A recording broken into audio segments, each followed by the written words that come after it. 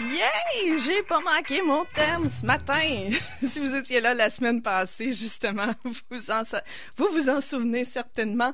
Le thème qui est parti, la chanson qui est partie, on était dans ce qu'on appelle le Free for All.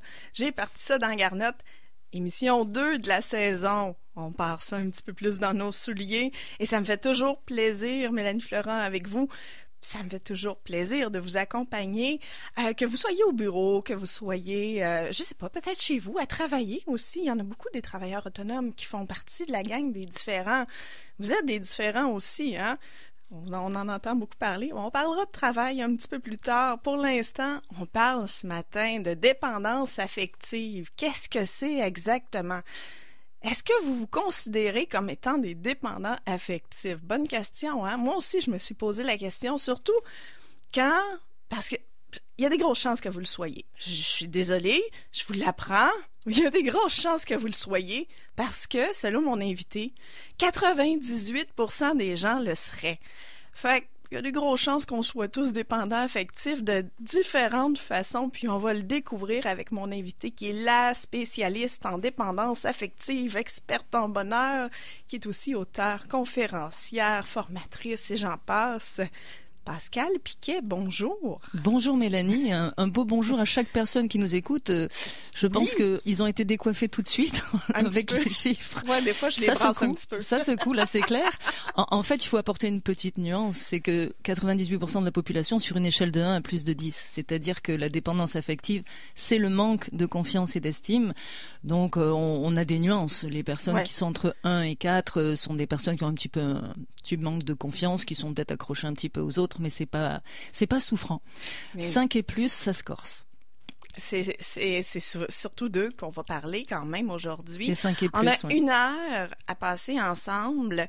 Je vais inviter tout de suite les gens. J'ai placé en publication sur Facebook, sur la page Facebook Les Différents, la page du blog et de l'émission, la question. Si vous voulez participer à la discussion, vous avez des questions, placez votre question en commentaire dans le post et puis moi, si j'ai le temps, je vais les lire à Pascal. Donc, je vous invite si vous voulez participer, la page Facebook Les Différents. On commence. Oui, Pascal? Il y a aussi une possibilité, c'est que si des personnes ne veulent pas s'afficher dans une question qu'elles ont et qui est très intime, elles peuvent me joindre sur mon site www.pascalpiquet.com et m'envoyer un email parce qu'il y a mon adresse email. Je suis tout à fait accessible. Donc parfois, ça génère des questions qu'on ne veut pas poser ni en ondes. Des fois, on ne veut pas être en ondes, c'est ça? Non, ni sur un post quelconque, mais en tout cas, vous pouvez me joindre. Je suis tout à fait accessible. Super, on répète le lien sur pascalpiquet.com. www.pascalpiquet.com. Et j'ai une petite surprise pour les auditeurs et les auditrices. On verra ça en cours d'émission. Une petite promotion. Oui, restez à l'écoute. Tout d'abord, j'aimerais ça qu'on parle. Qui es-tu, Pascal Piquet? Qu'est-ce qui t'a amené à t'intéresser à la dépendance affective? Tout simplement parce que je l'ai traversée et terrassée. J'ai une histoire assez abracadabrante. Février 2002, je suis à genoux par terre, physiquement. Je ne peux plus respirer. Je crois que je suis arrivée au bout du rouleau et les poumons sont complètement figés. Je n'arrive plus du tout à fonctionner. Je suis anéantie. Et tant mieux. Tant mieux. Mais oui. Après 2 dépressions, un burn-out qui n'ont pas été, je dirais, nommés de la sorte, eh bien, je ne peux plus avancer. Tu sais, on pense que quand on traverse des drames ou des choses très difficiles, on se relève et on croit que l'ardoise est effacée, qu'on repart tranquillement. C'est ce que j'appelle la brouette. C'est-à-dire que de notre conception jusqu'à aujourd'hui, nous poussons une brouette qui est remplie de toutes sortes de cochonneries, qui sont nos mauvaises programmations, par les personnes qui nous encadrent. Donc, ils mettent des choses très lourdes dedans et un beau jour, on se retrouve à genoux. Donc, ça va donner soit une dépression si c'est dans la vie privée, soit un burn-out si c'est dans la vie professionnelle, et un peu des deux, c'est le même résultat. Et du coup, on tombe à genoux. On tombe à genoux, mais on se relève. On fait une dépression, on fait un burn-out, et on se relève. On prend de la médication, on se repose, et on repart dans le même processus. C'est-à-dire qu'on continue à faire la même chose qui ne produit rien, on en attend un résultat différent, nous dirait Einstein, et on retombe. Ce qui fait dire à certaines philosophies ou pratiques que quand vous faites une dépression, vous en ferez toujours. C'est pas vrai. Si tu as une allergie aux fraises, que tu découvres ça avec un bel œdème de coin et tu te retrouves à l'hôpital, tu ressors de là, vas-tu te rapprocher des fraises ? c'est sûr que non. C'est fini, tu n'en mangeras plus jamais. Bon, mais qu'est-ce qu'on fait nous ? Eh ben, on retourne chez le conjoint qui nous nuit ou la conjointe qui nous nuit, on retourne dans l'environnement professionnel qui nous nuit, on y retourne. On retourne dans les mêmes conditions, et évidemment qu'on retombe. Comme certains diront, on n'a pas eu assez peur. Ben c'est ça. Ben moi là j'ai eu assez peur au moment où je me suis retrouvée à genoux par terre, clair. parce que j'étais une dure à cuire. J'ai été jockey dans une première vie en France. Je montais les chevaux de course, donc je suis passée sous un peloton de chevaux. Je faisais de la moto. J'ai pratiqué des arts martiaux. La légende veut, puis c'est pas un mythe, que j'ai essayé de tuer mes 2 conjoints, mais c'est vrai. C'est moi qui les attaquais, ils me rendaient les coups, donc on faisait des matchs de boxe. J'ai eu une vie très rock'n'roll. Je suis tombée dans tous les pièges que la dépendance affective peut tendre. Le manque de confiance et d'estime qui produit un grand vide à l'intérieur. J'ai essayé de le remplir de toutes les façons possibles et imaginables par l'extérieur, et voilà ce que ça a donné. J'aurais pu me retrouver en prison avec tout ça. Ben oui. Donc, avec toute cette vie rock'n'roll, eh bien, je me suis relevée. Février 2002, je sais que je suis en train de crever, mais je ne sais pas de quoi. Et là commence ma quête, j'essaie de comprendre. Et je me relève tranquillement. Et j'entame un processus d'études en PNL, en décodage biologique, toutes sortes de hypnose. Que beaucoup de coachs font aussi, en fait. C'est ça. Mais en fait, je suis expérientielle. J'entends par là que j'ai gagné mes galons sur les champs de bataille, pas sur les bancs de l'école. La psychothérapie, on enseigne des choses et on est sur les bancs de l'école. Tandis que moi, je me suis retrouvée dans la mêlée. Et je ne suis capable de répercuter que ce que j'ai vécu. Et je l'ai vécu, et je l'ai terrassé par moi-même. Ça a pris longtemps, parce que je devais comprendre ce qui m'arrivait, personne n'étant capable de me l'expliquer. J'ai dû le comprendre seul, par moi-même, ce qui fait que j'ai décortiqué la question jusqu'à être capable d'en faire un métier. Et c'est un grand plaisir aujourd'hui, parce que je prêche par l'exemple, je suis heureuse, et on peut tout avoir. Et c'est le message que je veux faire passer. Premièrement, c'est pas vrai qu'on passe 30 ans à régler un problème parce que ça fait 30 ans qu'on l'a. Si t'as un caillou dans ta chaussure, et que ça fait 30 ans que tu as ton caillou dans la chaussure, et que moi je te dis, oups, je sais ce que c'est, enlève ta chaussure, j'enlève le caillou. Est-ce qu'il va falloir 30 ans pour l'enlever de ta chaussure ? Non. Mais non. Donc, c'est la raison pour laquelle je suis la spécialiste, parce que j'ai été le rat de laboratoire qui l'a vécu, qui a vécu tous ces drames, et je suis maintenant le professionnel qui peut faire un pont entre le professeur qui étudie le rat et le rat de laboratoire. Mais on n'est pas que dans la théorie aussi, là, avec toi, dans ce cas-là. On parle de dépendance affective. Qu'est-ce que c'est exactement la dépendance affective? Parce que souvent, on va avoir le réflexe de penser que c'est amoureux, que c'est en couple seulement qu'il y a de la dépendance affective, que c'est quelqu'un qui est pas capable de rester célibataire longtemps. On le voit, tu veux, elle est dépendante affective. C'est souvent des filles que j'entends, mais là, 98% selon toi, là. Oui. Donc, il y a une couple de gars là-dedans, là. Bien sûr, mais c'est sans condition de race, de religion, de couleur de peau ou de sexe. Mais c'est quoi la dépendance affective, selon toi, ta définition? C'est le manque de confiance et d'estime qui prend ses racines dans l'enfance. C'est-à-dire que par manque de reconnaissance, affection et protection, j'appelle ça le RAP pour qu'on s'en souvienne, manque de reconnaissance, affection et protection, eh bien la croissance affective ne se fait pas. C'est-à-dire que le corps grandit, mais pas le psychologique. OK. On reste un enfant dans certaines sphères de notre vie. C'est la maturité émotionnelle. C'est ça. Et donc, du coup, on oscille entre le côté adulte et le côté enfant. Je prends un exemple. Si un enfant a manqué de reconnaissance, affection et de protection, et que ses parents étaient défaillants, en revanche, à l'école, il avait de bons résultats. Il est allé chercher une reconnaissance, encensée par les professeurs et par les élèves, reconnu comme quelqu'un d'intelligent. Il va avoir une vie professionnelle assez brillante. Là, il va être complètement adulte parce que sa croissance s'est faite.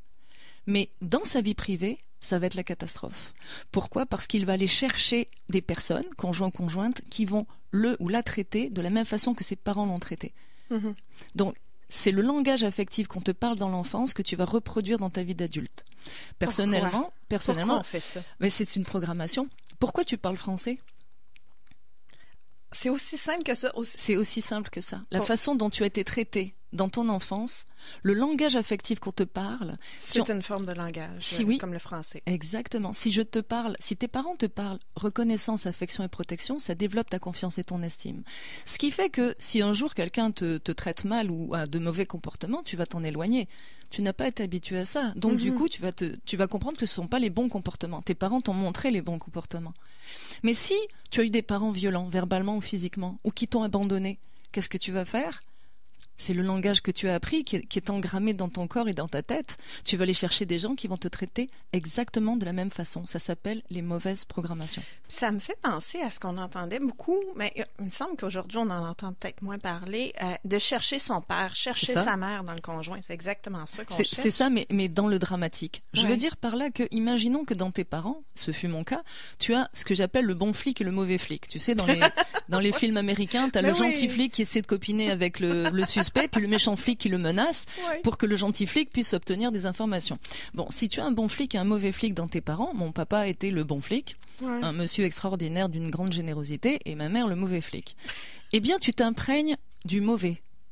Tu vas t'imprégner du mauvais parent. Pourquoi ? Parce que tout simplement, c'est la souffrance qui prime sur le bonheur. La souffrance, elle marque au fer rouge. Mm-hmm. Et le bonheur ne peut pas compenser. Et qu'est-ce que ça fait si on prend l'autre, le bon policier? Il y a le bon puis le mauvais. Lui, ce qu'il va te donner, c'est la résilience. C'est-à-dire, tu vas savoir que tu es aimable parce que tu as un des deux parents qui t'a aimé. Okay. Mais ce qui va te programmer, c'est le mauvais parent. Mais quand tu vas vouloir te remettre d'aplomb, ça va être un plus que tu as eu un bon parent qui t'a démontré que tu es aimable et estimable. C'est vraiment important parce que tu auras reçu de la reconnaissance, de l'affection, de la protection de l'un des deux parents ou des grands-parents ou d'une marraine ou d'un parrain ou d'un voisin. Et ça, c'est important.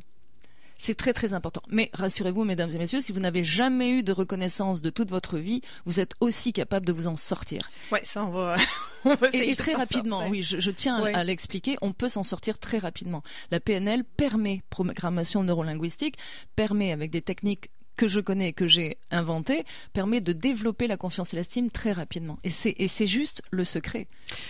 Tu parles au niveau de la dépendance affective qu'on touche, on parle d'estime et de confiance en soi. Oui. Je me suis rendu compte que ça touchait l'anxiété, ou ça va jusqu'à l'anxiété, mais j'aimerais qu'on parle vraiment la différence, parce que tu en fais une entre l'estime de soi et la confiance en soi.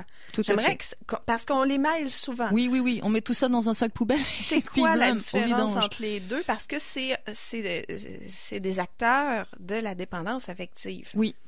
En fait, la confiance, c'est faire. C'est ce que vous faites. Qu'est-ce que vous êtes capable de faire? L'estime, c'est être. Vous êtes quelqu'un de bien. Donc il ne faut pas mélanger. Vous êtes quelqu'un de bien. Êtes-vous une bonne personne? Oui, vous êtes une bonne personne. À moins que pour vous, voler, tuer, mentir, ce soit du quotidien. Donc vous êtes une bonne personne. Je suis allée donner une conférence à la prison Bordeaux, la prison des hommes à Montréal, et j'avais dans ma salle, comme disait l'intervenant, des participants captifs, n'est-ce pas? Eh bien, ceux qui étaient là sur une base volontaire, bien évidemment, je leur ai expliqué que ils sont quelqu'un de bien. C'est pas parce qu'on a dérapé qu'on n'est pas quelqu'un de bien. Mm-hmm. J'ai failli tuer mes deux conjoints moi-même, étant élevé dans la religion protestante, ayant passé 4 ans dans une école catholique et étant aujourd'hui plutôt à tendance bouddhiste. Mm-hmm. Eh bien, c'était pas dans mes valeurs de tuer quelqu'un, mais la dépendance affective, donc le manque de confiance et d'estime, ce besoin de reconnaissance, m'a poussé dans un piège où j'étais avec des hommes qu'on ne comprenait pas, on ne se comprenait pas. L'un parlait russe, l'autre chinois. L'un parlait de donner, l'autre de prendre. Résultat, ça finissait à coup de poing, mais c'est moi qui attaquais, à bout de ressources. C'est moi qui attaquais. Donc il faut comprendre que quand la violence s'installe, c'est parce qu'on ne parle plus la même langue. J'étais coincée dans ces situations-là et j'ai failli finir en prison. J'ai de belles valeurs. J'étais quelqu'un de très discipliné, de très soumise à ma mère. Et d'un seul coup, je me transforme en espèce de furie capable de tuer. On se reconnaît plus. On ne se reconnaît plus. Et c'est ce qui fait que les gens pensent qu'ils sont fous. Vous n'êtes pas fou. Vous n'êtes pas folle. Quand vous êtes dans une situation dont vous n'arrivez pas à vous extraire, c'est parce que c'est la dépendance qui vous y a poussé. Et ça crée de l'anxiété. Et énormément. On va en reparler de l'anxiété. Ça, vraiment, je pensais pas que l'anxiété était pour aller était reliée à la dépendance affective. Complètement. On on parle de dépendance affective, mais c'est beau comme on s'aime. Ça fait partie aussi, aimer au travers de tout ça, de la dépendance affective, mais on ne parle pas que de ça aujourd'hui. On parle vraiment de qu'est-ce que c'est que la dépendance affective? On en a parlé un petit peu en début d'émission. Vous êtes toujours à l'antenne des différents. Je me suis même pas nommée. J'ai même pas rien nommé. Je suis tellement excitée par le sujet parce que c'est un sujet qui est hyper important et j'en parle avec la spécialiste, coach, spécialiste de la dépendance affective, tiens, auteure et conférencière, Pascale Piquet. Rebonjour, Pascale. Rebonjour, Mélanie. Rebonjour. J'espère qu'on n'a pas assommé dans la première partie trop de personnes. Ah non, son fait fort, mais différent. Bon. Son fait fort et fort. Parfait. Il y a aucun problème. On parlait d'anxiété avant qu'on s'arrête pour aller en musique. Bon, il y a l'estime de soi, la confiance en soi. Tu faisais la différence entre les deux. Sinon, il y a de l'anxiété, qui est un autre acteur ou qui est un résultat? C'est un résultat. En fait, donc comme on le disait dans la première partie, par manque de reconnaissance, d'affection et de protection dans l'enfance, la croissance affective ne se fait pas. On a un corps d'adulte, mais on reste un enfant dans certaines sphères de notre vie. C'est ce qu'on et parfois dans toutes les sphères. Dans toutes les sphères. Et donc, qu'est-ce que ça donne, ce vide? Ce vide va provoquer d'abord des inconforts, puis après des épisodes d'anxiété, puis après de l'anxiété généralisée, puis après ça va pousser dans la dépression ou le burn-out, et après dans le suicide. Et ça va pousser dans toutes sortes de compulsions aussi, la drogue, l'alcool, le sexe, le jeu, les achats compulsifs, le travail, la nourriture, nomme-les. On va chercher des béquilles parce qu'on est en déséquilibre, on est en train de tomber. Donc ce qu'il faut comprendre, c'est que l'anxiété, c'est un système d'alarme. C'est absolument le détecteur de fumée qui est en train de hurler pour te dire que tu n'es pas à la bonne place. Tu es allergique aux fraises, éloigne-toi des fraises. La réaction était physique dans ce cas-là. Elle est physique. Les crises d'anxiété peuvent être physiques ou non. Mais en général, oui. Physique, oui, ça va se traduire par le plexus solaire, une brûlure au plexus solaire, les tripes qui se tordent, la cage thoracique écrasée. Il y a toutes sortes de choses. Les trapèzes, les nausées, voilà. Chaque personne a ses symptômes. De ces personnes-là. Donc, s'il y en a qui veulent écrire justement à ce sujet-là, inquiétez-vous pas, moi je vais retransmettre. Mais on est d'accord que si ton subconscient t'envoie de l'anxiété, à travers le corps, il t'envoie un message. C'est pour te dire tu n'es pas à la bonne place. On s'entend que si tu te remets à la bonne place, il n'a plus lieu d'être actionné. Ah ouais. Voilà, de l'anxiété, j'en ai fait, j'étais à genoux par terre. Seule place où j'en fais pas, c'est à la radio. C'est ça, parce que tu es dans le meilleur environnement pour toi. C'est exactement vous êtes ça. Vraiment là dans curatif, curatifs. Non mais c'est un bon point que tu soulèves, Mélanie. C'est parce que tu es exactement à la bonne place, et c'est ce que te dit ton subconscient quand tu fais une dépression ou un burn-out, c'est que tu es allé à l'excès parce que tu es resté trop longtemps exposé à quelque chose qui est toxique pour toi. Je me rappelle d'une cliente, quand son copain dormait avec elle, elle faisait de l'anxiété. Quand il dormait pas avec elle, elle allait bien. Est-ce que tu peux me croire que ça a pris 1 heure pour qu'elle comprenne le lien? Parce que c'était pas à moi de lui dire. Mais j'ai dit, mais ok, donc si je résume, quand il dort avec toi, tu fais de l'anxiété. Quand il dort chez lui, tu vas bien. Elle me dit oui. Est-ce que tu vois un lien avec le fait qu'il dorme là? Mais c'était clair, mais c'est pas toujours clair. Non, elle le voyait pas. C'est pas mais c'est parce que clair. Quand tu fais une allergie, aussi, ça dépend, quand tu fais une allergie, il faut qu'on sache à quoi. Parfois, tu sais pas à quoi. C'est ça le problème, et c'est là que j'interviens. Tu fais une allergie, oui. La dépression, l'anxiété, le burn-out, c'est une allergie, mais il faut que tu saches à quoi. Et c'est là qu'il faut détecter. Et c'est toujours, mesdames et messieurs, un manque de confiance et d'estime. Parce que les gens qui ont une belle confiance, une belle estime d'eux, sont heureux. Et ils ne sont pas malades. Et dites-moi donc pourquoi les gens heureux ne sont pas malades? Parce qu'ils n'affectent pas leurs organes intérieurs. Et que quand tu fais une dépression, de l'anxiété ou un burn-out, tu broies tous tes... Mais tu n'imagines pas les dégâts que tu fais sur tous tes organes internes, parce que ton corps est en état de choc, parce que ton cerveau pense que tu es en danger, et du coup, il déclenche tout un processus. C'est comme les pompiers, comme si on leur faisait croire qu'il y a un feu. Et donc, du coup, tu as tout ton corps qui se déclenche en processus, qui est en choc post-traumatique, après avoir été en trauma. Et c'est parce que tu as 75 millions de cellules parfaitement intelligentes que tu empêches de travailler avec l'anxiété. Et la plupart du temps, l'anxiété repose sur des films d'horreur que tu te fais et qui n'existent pas. Donc, tu te choques toi-même. C'est la base de l'anxiété. Oui. J'ai un client qui me faisait rire. Il m'a dit que c'était pas de lui, mais j'ai aimé ça quand même. Peu importe. Il m'a dit, quand je regarde mon passé, je suis dépressif, et quand je regarde mon futur, je suis anxieux, et du coup, je suis jamais dans l'instant présent. Maintenant, il va très bien, mais c'était drôle, il a raison. Il a raison. Donc, c'est ça le problème de l'anxieux, c'est qu'il est jamais bien, parce qu'il est toujours... C'est comme un petit lapin au milieu d'une meute de loups. Il croit toujours qu'il va se faire bouffer par tout ce qu'il y a autour de lui.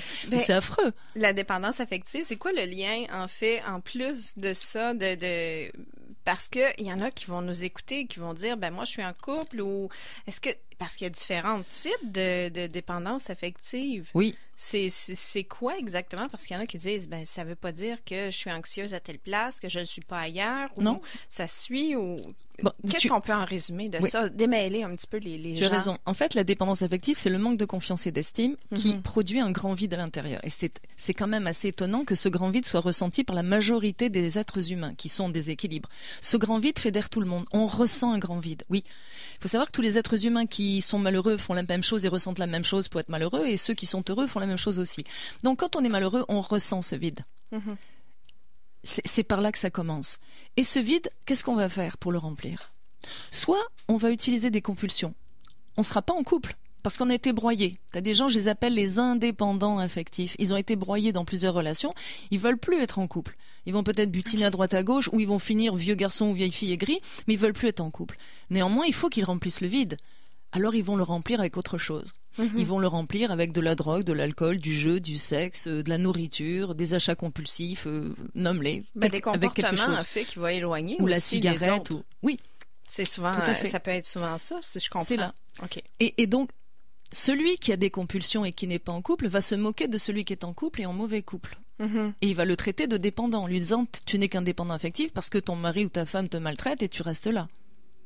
Eh bien, autant celui qui a des compulsions est marié avec sa bouteille, sa drogue ou ses achats, autant celui qui est avec le mauvais conjoint subit une situation par dépendance aussi. Ça, c'est la dépendance émotive, quand tu es émotivement dépendant d'un autre être humain.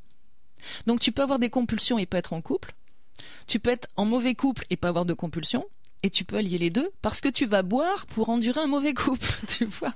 Donc je sais que la nuance il faut bien se concentrer. Oui. La dépendance affective, c'est le vide. On essaie de le remplir par des compulsions et ou par une autre personne. Et là, si c'est par une autre personne, c'est la dépendance émotive. On est émotivement dépendant d'un autre être humain et pas uniquement un conjoint.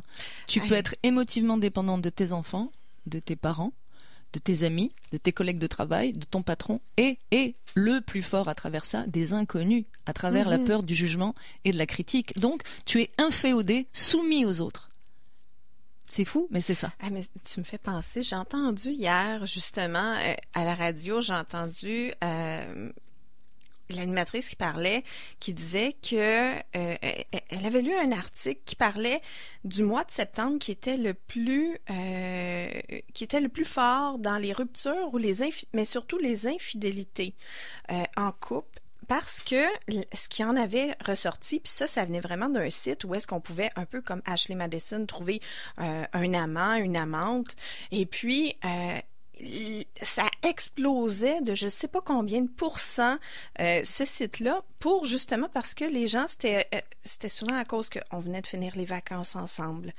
On revenait à la routine. Les gens se lançaient dans le site à la recherche d'un amant, d'une maîtresse. C'est une béquille. C'est parce que incroyable. Il y avait un site sur l'infidélité qui avait réuni 80 000 personnes. Oui. 80 000 personnes. Mais parce que on n'est pas, mais parce que tu vas aller chercher un amant ou une maîtresse qui sera une béquille aussi, de même que la drogue, l'alcool, le jeu, tout, nomme-les. C'est que la conjointe n'est pas suffisant ou on la voit plus comme ça? Mais c'est clair. Et regarde, oui, c'est sûr. Regarde, en fait, si tu aimes ton conjoint, explique-moi pourquoi tu irais chercher quelqu'un d'autre. Si tu aimes ton job, quand on entend, tu aimes travailler à la radio, bon, pourquoi tu quitterais? Oui. Tu aimes ta maison, pourquoi t'en achètes pas une autre? Donc un conjoint ou une conjointe, quand on est satisfait à 100%, ça nous vient même pas à l'idée d'être attiré par quelqu'un d'autre. Quand on commence à avoir des failles dans le couple ou une insatisfaction, qu'est-ce qu'on fait? On regarde ailleurs. Au lieu d'avoir le courage de dire je quitte la relation, ça ne me satisfait pas, on va chercher une béquille. Alors il y en a qui vont se mettre à boire parce que la relation les satisfait pas. Moi là, je buvais, figure-toi, pour endurer mes conjoints puis pour endurer ma mère. Faut quand même le faire. J'étais déjà alcoolique à la base et quand elle venait en séjour chez moi, parce qu'elle habite en France, elle venait au Québec 4 fois par an, je buvais encore plus. Parce que j'essayais de me calmer. J'essayais de me calmer. Parce que j'avais envie de l'attraper par la peau des fesses, la mettre dans le coffre de la voiture et la ramener à l'aéroport. Mais je t'assure que c'est vrai. Donc je buvais encore plus. Je buvais en cachette pour l'endurer. Donc je suis sûre qu'il y a des gens qui se reconnaissent. Ouais, vous buvez ou vous faites quelque chose qui va vous soulager parce que ce couple ne vous convient pas, ou ce job ne vous convient pas, ou quelque chose ne vous convient pas et vous avez besoin de réconfort ou de récompense. L'être humain est un animal de récompense ou de réconfort quand il est en déséquilibre. On n'est pas loin. C'est la raison pour laquelle les compulsions ou une autre personne sont des béquilles. Et quand il y a béquilles, il y a déséquilibre. Et ce déséquilibre vient du grand vide qu'on ressent à l'intérieur. Et tu m'amènes justement la peur. Et je te garde là-dessus. Je veux qu'on parle absolument de la peur. Qu'est-ce qui nous fait peur d'être tout seul, du fait qu'on va aller jusqu'à la dépendance, tout ça. C'est facile. On en a parlé au niveau... Lise Bourbeau peut te le dire. Garde-moi ça. Les 5 blessures. Garde-moi ça parce que c'est pas tout le monde qui connaît les 5 blessures. On revient tout de suite. On est dans le préjugé, on est dans le tabou.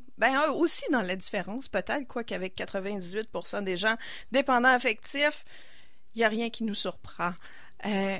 Mon invité, Pascale Piquet, coach de réussite, spécialiste de la dépendance affective, auteur, conférencière. Rebonjour Pascale. Rebonjour et auteur du Syndrome de Tarzan. C'est un best-seller. Si vous voulez en savoir plus sur la dépendance affective, c'est le livre à lire parce que je raconte ma vie avec beaucoup d'humour. Oui. Commencer à en rire, c'est commencer à en guérir. Et vous allez comprendre les tenants et les aboutissants. Et surtout, ce livre a été rédigé pour que vous commenciez à changer, en fait. À la lecture, on commence à changer. Il fait réfléchir. Il fait réfléchir. Donc, il y a le syndrome de Tarzan. Et puis, il y a aussi Gagner au jeu des échecs amoureux, toujours aux éditions Béliveau. Et Séduire pour une nuit ou Charmer pour la vie, point d'interrogation. C'est aux éditions Béliveau aussi. Et puis, je suis en train d'en écrire un 4e. Et tu m'as sorti du bois, c'est le cas de le dire, parce que j'étais en période d'écriture. Tu m'as sorti de ma tanière. Et je suis venue partager ces bons moments avec les auditeurs et auditrices de ton émission. Je pense qu'ils sont mêlés un petit peu, là. Oui. Tu nous aides à éclaircir la dépendance affective, mais en même temps, là où tu nous mêles, c'est qu'on se pose toutes les 50 000 questions, chacun. Ça, c'est très humain. On se pose la question à savoir, est-ce que moi, je suis comme ça? Est-ce que je fais ça? Oh non, je fais pas ça. Ah ben oui, je fais ça. On ne sait plus. C'est facile. Regarde, est-ce que j'ai une dépendance à quelque chose? Une substance quelconque. Des fois, être honnête. Ça, c'est propre à chacun. Chacun sera honnête avec lui-même. Est-ce que j'ai une dépendance? Et est-ce que je suis 100% heureux ou heureuse avec mon conjoint? Et est-ce que je suis 100% heureux ou heureuse dans mon job? En fait, il y a 3 secteurs dans lesquels on doit être heureux. Le job, le domicile et l'entourage. C'est-à-dire, c'est très important, ça s'appelle l'environnement. C'est la base. Donc, est-ce que je suis avec le bon conjoint, la bonne conjointe, ou est-ce que je suis heureux célibataire jusqu'à ce que je rencontre quelqu'un? Est-ce que j'ai le bon job, ou est-ce que je souffre dans ce job? Et est-ce que j'ai le bon entourage? Est-ce que j'ai des amis? Est-ce que ça va avec ma famille? Voilà. Et la différence, on en parlait tout à l'heure avant l'émission, pour savoir si on est dépendant, c'est très, très, très, très, très, très simple. C'est la différence entre le besoin et le plaisir. Le besoin te conduit directement dans la dépendance et dans la soumission. Et le plaisir dans l'autonomie et la liberté. C'est assez simple. C'est aussi simple. C'est très simple. J'aimerais qu'on aille vers ce qu'on parlait un petit peu avant la pause. Tu nous as parlé de l'auteur de ce livre-là. Ben oui. Les peurs. La peur d'être tout seul, ça fait partie aussi de la dépendance. Est-ce que j'ai peur d'être seul ou j'aime ça être seul? Est-ce que c'est aussi simple que ça? Qu'on se pose comme question, savoir si on est dépendant affectif. Mais si déjà tu es resté un enfant dans cette certaine sphère de ta vie, donc ou la sphère professionnelle ou la sphère privée ou les deux, forcément tu as peur du rejet et de l'abandon, tu vis de l'injustice, tu te sens trahi et humilié. Donc rejet, abandon, injustice, abandon, trahison et humiliation. Voilà. Ça va super bien. C'est des choses qu'on subit quand on est enfant parce qu'on n'a pas la capacité à réagir. Mais on s'entend que l'abandon n'existe pas quand tu as passé 20 ans. Abandonner quelqu'un, ce serait le laisser sur une île déserte tout nu, sans nourriture et sans eau. Ça c'est abandonner quelqu'un. Ça a l'air fin. C'est ça. Alors, et le rejet, on se sent rejeté parce qu'on nous dit non. Mais non, écoute, quand quelqu'un te dit non, c'est je ne suis pas la bonne personne, ou je ne suis pas le bon employeur pour vous, ou je ne suis pas je ne sais pas quoi. Mais faut se raisonner. Mais c'est aussi simple que ça. Mais si on est resté un enfant, forcément, on tombe En fait, on oscille. Comment on grandit? C'est sûr qu'il y en a plein qui se posent la question. Tout le temps. Ah oui, c'est la même chose. C'est toujours la même réponse. C'est en développant la confiance et l'estime. Quand vous avez confiance en vous et que vous avez une belle estime de vous, eh bien, tout est simple. Et vous êtes un adulte 100% du temps. Au lieu d'osciller entre vos chaussures d'enfant et vos chaussures d'adulte, ce qui fait penser à la psychothérapie que certains de mes clients ont un problème de santé mentale. C'est faux.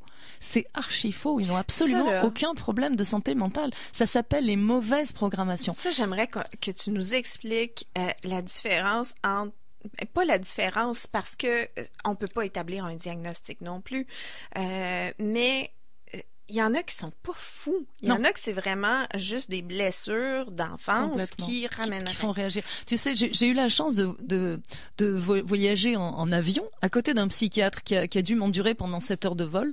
Et on était tous les deux dans la queue de l'avion. Il y avait que deux sièges. Et puis on a commencé à discuter. Puis c'était vraiment extraordinaire. Et c'est quelqu'un qui a énormément d'expérience. Et quand je lui ai raconté ma façon de travailler, quand je lui ai raconté ma vie, à un moment donné, il riait puis il trouvait ça vraiment fort intéressant. Et je l'ai regardé un peu taquine et je lui dis, lui ayant raconté les 2 épisodes où j'ai essayé de tuer mon mari et que j'ai essayé de tuer le deuxième, je lui ai demandé qu'est-ce que tu aurais diagnostiqué comme santé mentale. Donc j'ai sorti toute la collection, bipolaire, maniaco-dépressive, je suis allée jusqu'à psychotique, tueuse en série, schizophrène, j'ai sorti tout ce que je connaissais et je l'ai regardé avec un petit sourire en coin et lui m'a regardé avec vraiment beaucoup de bienveillance et il m'a répondu: Pascal, j'aurais dit que tu étais au bout du rouleau. Ouais. C'est tout. On est pris dans un piège dont on n'arrive pas à sortir et on va jusqu'au bout du rouleau. Oui, on va au bout du rouleau. On est dur avec nous-mêmes.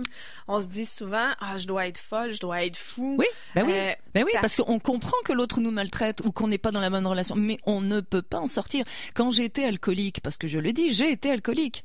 Il n'y a pas d'autre mot. Eh bien, je n'arrivais pas à arrêter. C'est plus fort que toi. Quoi que tu fasses, c'est plus fort que toi de rester avec un conjoint qui te nuit. C'est plus fort que toi de boire. C'est plus fort que toi de te droguer. C'est plus fort que toi. C'est pas ça qu'il faut régler. C'est l'origine de cette compulsion. Et l'origine de cette compulsion, c'est le manque de confiance et d'estime. La compulsion, c'est qu'une béquille. Si on t'arrache la béquille, tu te pètes la figure. Donc, il faut comprendre que l'origine, c'est le manque de confiance et d'estime. C'est toujours tous les maux des êtres humains, tous les problèmes des êtres humains reposent sur le manque de confiance et d'estime. Et à l'inverse, si tu as une belle confiance, une belle estime de toi, et ça se travaille et ça se muscle, je suis un entraîneur pour ça, eh bien, tout est facile. Mais tu me fais penser, admettons, puis là, je parle vraiment pas des cas où est-ce qu'il y a de la violence conjugale, là, je veux pas m'embarquer là-dedans, parce que c'est autre chose, de très délicat, mais par contre, on parle du couple commun. Tu sais qu'à un moment donné, il se tape ses nerfs, on n'est plus capable, ou justement, il y a une passe un peu plus difficile, on se pose des questions, est-ce que je suis avec la bonne personne ou pas? Est-ce que s'il y a un déficit au niveau de la confiance en soi, de l'estime de soi, est-ce que justement, si on regrimpe cette estime et cette confiance-là en nous, ça va changer le regard que notre conjoint et justement, on peut-tu s'en parler à un moment donné? Tout à fait, c'est une excellente question parce que... On retombe-tu en amour? Ça se peut-tu, ça? Oui, en fait, on part du principe que 2 personnes en dépendance affective s'attirent. Tac, c'est la loi de l'attraction. C'est les 2 enfants intérieurs qui font le casting et pouf, on se colle l'un à l'autre parce qu'on est la meilleure personne pour nourrir la névrose de l'autre. J'ai bien dit nourrir la névrose, pas l'amour. Donc, quand 2 personnes se sont pas choisies du tout, mais les 2 enfants intérieurs se sont collés, c'est pas une relation qui va être viable. Il va y avoir des problèmes, on a chacun des casseroles et puis ça va être la guerre, ça va être une guerre de pouvoir et de territoire, ça va être la guerre. C'est ces 2 enfants qui se disputent. Parce qu'il y a 2 côtés adultes et 2 côtés enfants dans un couple, on est 4. On est 4 dans un couple à 2, on est 4. Il y a 2 adultes, 2 enfants. Ouais, ça on les sort du décor. C'est ça. Mais donc t'as 2 côtés adultes, 2 côtés enfants. Quand c'est les 2 côtés enfants qui s'affrontent, ça fait des dégâts. Ouais. Donc si la relation est fondée sur la névrose, ceux que la névrose rassemble, l'équilibre les sépare. Quand je fais un coaching de couple, je les sépare, je les prends un par un, ils retrouvent leur autonomie affective et ensuite ils décident s'ils remontent dans le même avion ou s'ils se séparent. Ce sont 2 pilotes qui n'ont pas le brevet et qui peuvent pas décoller leur avion, qui est le couple. De faire le choix, c'est déjà... Il faut que ce soit l'équilibre qui choisisse l'autre, pas la névrose. C'est ça. Et donc si ce sont 2 personnes qui allaient bien, qui étaient peut-être entre 1 et 4 et qui s'aimaient et qui allaient bien, qui avaient des bonnes raisons d'être ensemble et qu'à un moment donné il y a un déséquilibre, déséquilibre, ça peut être tout simplement parce qu'il y a un coup dur. On perd un enfant ou sans rentrer dans le drame, un des deux perd son emploi et il perd sa confiance. Il perd son emploi et il a des difficultés à retrouver un autre emploi. Du coup, il perd sa confiance. Il est tout seul à la maison. Quand l'autre rentre le soir, il lui saute dessus parce qu'il a été seul et il a besoin de compagnie. Ouais. Et de fil en aiguille, l'autre, il en a assez de rentrer à la maison, de se faire sauter dessus, puis parce que l'autre était tout seul. Et de fil en aiguille, oui, il y en a un des deux qui perd sa confiance et l'autre commence à le mépriser. Donc, hop, on remet la confiance à flot. Et puis, hop, on retrouve un autre emploi et hop, ça repart. Je me trompe dessus si admettons, je reprends l'exemple de, il y en a un qui veut qu'il rentre, que l'autre rentre plus tôt, qui s'ennuie, tout ça. Est-ce que ça se peut que la personne, celle ou celui qui justement commence qui est la personne qui attend, commence à remonter de l'estime, ça se peut-tu que l'autre personne, l'autre conjoint qui lui c'est lui qu'il faut qu'il arrive plus tôt, tout ça, deviennent à se poser des questions. Ben voyons, qu'est-ce qui se passe avec mon conjoint, ma conjointe? Bien sûr. On m'écrit souvent pour ça. Ben oui, bien sûr. Ah oui? Mais oui, bien sûr. Parce que ce qu'il faut savoir en dépendance affective, c'est que... Elle a plus besoin de moi, voyons. Ou il y a plus besoin de moi. Oui, c'est ça. Ben oui. Si on est vraiment accrochés l'un à l'autre, il y a deux rôles différents. C'est assez amusant et je les ai distingués pour que ce soit très très simple. Il y a celui qui donne tout parce qu'il veut acheter l'amour qui s'appelle le desperado et celui qui prend tout, comme les trous noirs dans l'espace, que j'ai appelé le trou noir affectif. Donc, effectivement, quand la dynamique est ainsi, il y en a un qui domine l'autre. Le trou noir affectif domine le desperado. Le desperado est esclave du trou noir affectif qui le prend pour un buffet tout inclus. Et c'est parce que je te suis, tu me fuis, je te fuis, tu me suis. Et tout ça est expliqué. Vous affolez pas, mesdames et messieurs. Lisez le syndrome de Tarzan. C'est très bien expliqué. C'est facile à lire. C'est à la portée de tout le monde. Mais vous allez comprendre. Donc, c'est pas vrai que dans un couple équilibré, il y en a toujours un qui domine. C'est archi faux. Dans un couple équilibré, il y a personne qui domine. Les deux sont des partenaires de vie. Mais ils sont en équilibre. C'est complètement. Ils ont pas besoin l'un de l'autre. Puis ils sont dans le plaisir l'un avec l'autre. Ça, c'est très important à comprendre. Mais tu sais, quand on parle d'anxiété, on parle de dépression, de burn-out, et puis les tics obsessionnels compulsifs et les phobies, ça va avec. Eh bien, le 29 et 30 septembre, je donne un séminaire à Saint-Jean-de-Matha, à l'Auberge de la Montagne Coupée. Et j'ai un petit cadeau pour les auditeurs de ton émission. C'est, on le dira après, hein. Ah oui, on dit ça après. Moi, je te garde. On garde le suspense. Qu'est-ce que vous allez avoir? Yes. Et Pascal Piquet, qui est mon invité, qui parle avec moi de la dépendance affective et... Mais oui. Quand on tire de son bonheur de quelqu'un d'autre, c'est dramatique parce que ça veut dire qu'on n'est pas autonome. Je savais que tu étais pour réagir. J'allais choisir, je pense, exprès pour ça. C'était très bon. C'est parce que le malheur, tu comprends, le malheur, ça se partage pas. Quand on est malheureux, soyez malheureux dans votre coin et réglez ça. Le bonheur, ça se partage. 1 + 1 = 2. Une personne heureuse plus une personne heureuse, ça fait 2 personnes heureuses. Mais c'est pas quelqu'un qui va nous donner ce bonheur-là. Mais non, parce qu'après, si on en dépend, si la personne coupe l'oxygène, on peut parler de plaisir, d'avoir du plaisir à être entre amis, mais pas d'avoir besoin de voir ses amis. Ça, c'est autre chose. Ah, c'est intéressant. Justement, là, il y a plein de choses qui s'en viennent pour toi, mais... J'ai été voir, OK, je veux juste faire une parenthèse, j'ai été voir sur la page Facebook des différents et je crois que les auditeurs n'ont pas écrit du tout. Et sais-tu quand est-ce que ça arrive aussi? Ça arrive parce que les gens, ils sont en train d'absorber. C'est ça. Ou ils sont gênés. Peut-être que ça va être ta boîte courriel. Et là, vraiment, il n'y a pas personne qui a osé écrire. On dirait que tu nous as mêlés, tu nous as passé à spin dans la J'ai l'habitude, c'est énormément d'informations qui sont diffusées en très peu de temps. Donc, je comprends. Et puis, si vous voulez en savoir plus, mesdames et messieurs, il y a le séminaire du 29 et 30 septembre à Saint-Jean-de-Matha.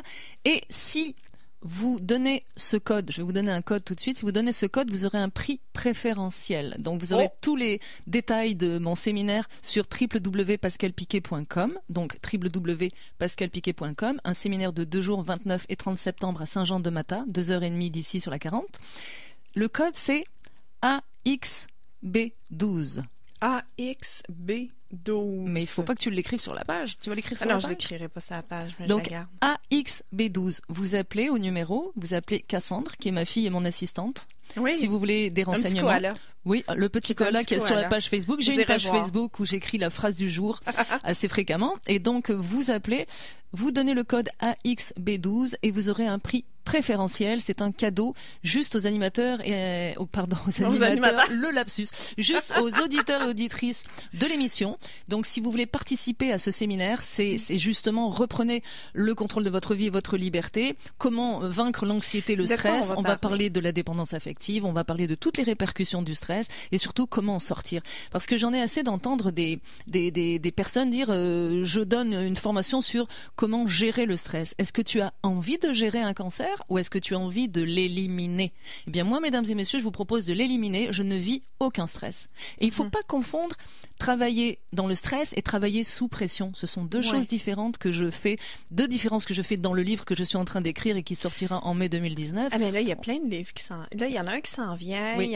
Il y en a déjà sur les tablettes qu'on peut avoir aussi en e-book. Tout à fait, sur mon site absolument, www.pascalpiquet.com. Je vais mettre le lien de ton site et de ta page aussi. D'ailleurs, vous avez juste à taguer, à voir, je l'ai tagué sur déjà la page Facebook sur les différents.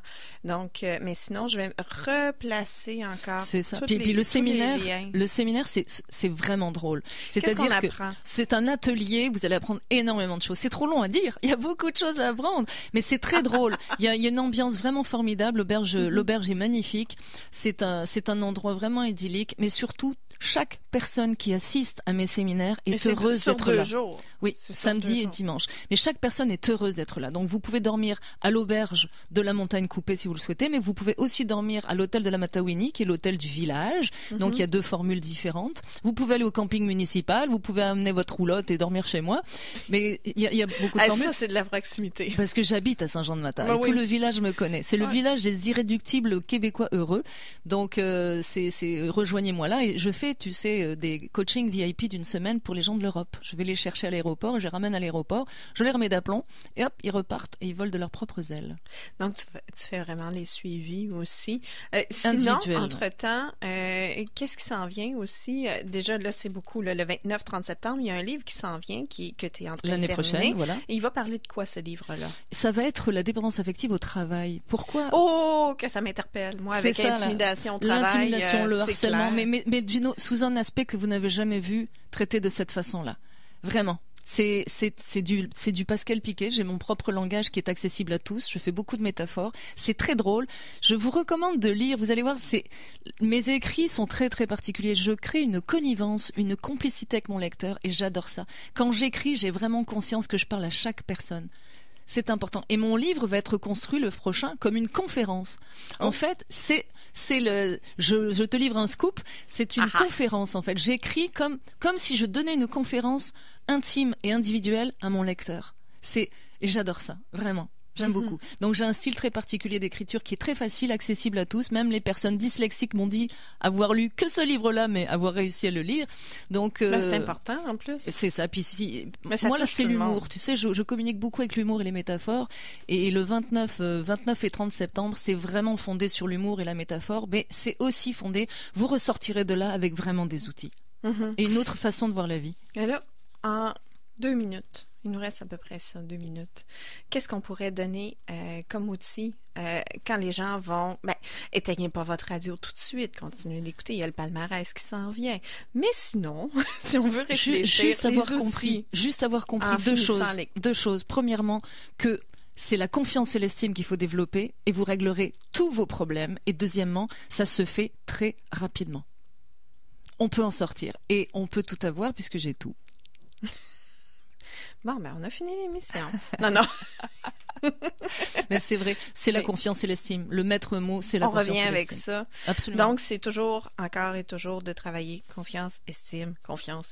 Ça va finir par nous rentrer dans la tête à un moment donné. Et de parler peut-être à son enfant intérieur. Il y en a beaucoup qui le cherchent. Non, il faut arrêter de le dorloter. Je pense qu'il faut arrêter de le dorloter, l'enfant intérieur. Il faut le renvoyer dans le passé. Il n'a plus rien à faire dans le présent. T'es complètement ailleurs de ce que les autres disent. Complètement. Non. Moi, j'entends plein de coachs l'enfant intérieur, c'est un terroriste. Donc, est-ce que tu donnerais du champagne à un terroriste qui est en première classe et qui va sauter sur le dos du pilote, ou est-ce que tu le sortirais de l'avion? Dis même, hein? Et oui, il faut le renvoyer dans le passé. Il sera heureux dans le passé, mais il est très malheureux aux commandes d'un avion qu'il n'est pas capable de piloter. C'est un avion d'adulte, alors que vous êtes dans vos chaussures d'enfant de 6 ans.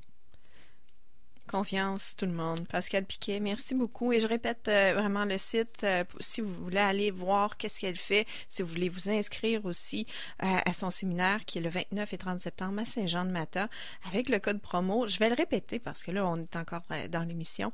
AXB12. Si vous nommez ça quand vous appelez pour vous inscrire, ben justement, vous allez avoir un taux préférentiel. Un cadeau pour les auditeurs. Ah, c'est un code promo. Ouais. Vous voyez que je suis pas la vendeuse. Je suis pas la meilleure. En tout cas, c'était un grand plaisir. Mais merci. Puis, merci d'avoir fait le chemin de Saint-Jean-de-Mata jusqu'à Québec pour venir me jaser ce matin. C'est vraiment apprécié. Puis je pense que les gens qui t'ont écouté sont super contents aussi. Je me suis levée à 3h30 du matin pour traverser les embouteillages et arriver ici. Ça, si c'est pas vouloir transmettre le bon avec message, plaisir. tout ça. C'est avec grand plaisir. Pascal Piquet, merci beaucoup. Merci et à puis, toi. Je vais mettre toutes les informations sur la page Facebook des différents. Donc, on peut muscler la confiance et l'estime très rapidement. On en sort et vous méritez tous le bonheur. Merveilleux. On reste comme ça. On va finir comme ça.